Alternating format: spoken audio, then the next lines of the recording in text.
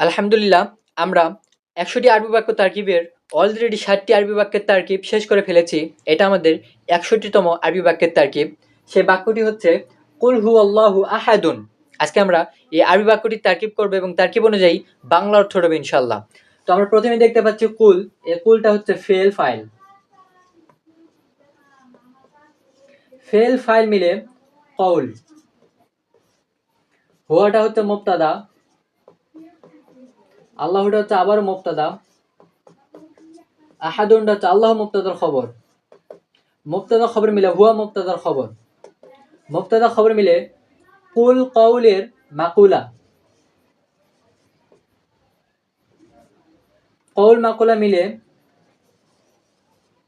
জুমলা ফেলিয়ায়ে